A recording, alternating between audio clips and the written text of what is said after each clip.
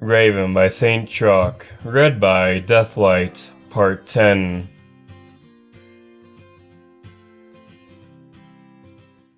Raven hurried through the unfamiliar castles, doubling back frequently and cursing at the lack of signage. Hello? She spotted a passing guard. What does that tell me the direction of the throne room?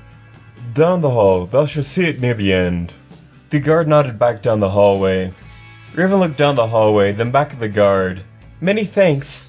She raced down the hallway, a red booklet trailing her, surrounded with a light red magic. She paused in front of the most official-looking door in the area. Breathe, Raven, breathe. She entered the throne room, doing her best to look professional. She closed the door behind her and began the long walk to the other end, where Celestia and Luna sat in their respective thrones, chatting away, both with brilliant, vibrant manes flowing to their sides. Celestia was the first to see her. Ah, that must be the new aide. Luna turned her head as well. Yes, my name is Raven, and it is an incredible honor to be here, Your Majesties. She bowed. Celestia giggled. Oh, there's no need for that. Does Sunbeam outline what was expected of thee? Raven picked herself up. Yes, she informed me that you have already gone through the morrow's paperwork, and thus the next step is to check the agenda for diplomatic matters. She waved the red book in the air, then opened it.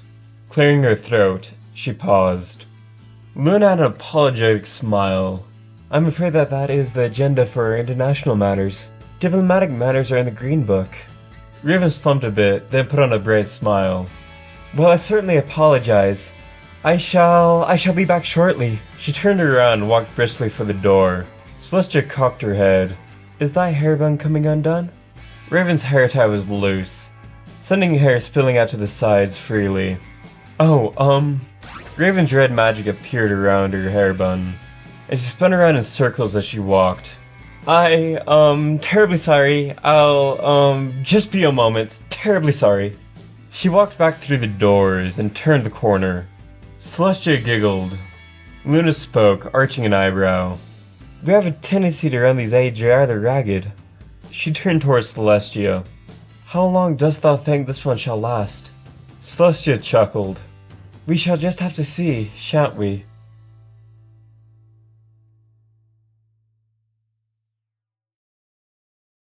Hello everyone, this was the last chapter for Raven, and this story was kind of interesting because what it did is it kind of gone backwards.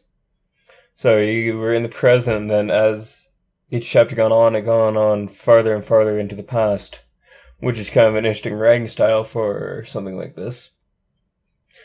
But anyways, I've been trying to think of what to do for my next story. My next multi-chapter story. I've got a list here already, and I'll just read them off to you. Ghost by Werewolves. What Lies in a Moment by Paul Ansteron? Yeah, Paul Ansteron. Tired, I'm sorry for this.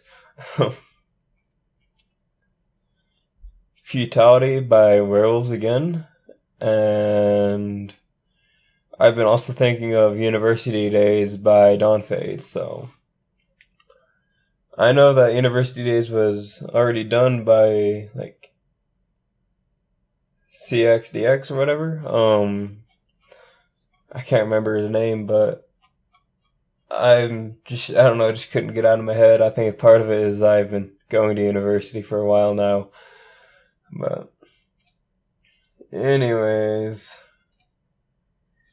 I guess I should remind you that I do have a Patreon and one-time donations open, and with that, I will leave you. Goodbye.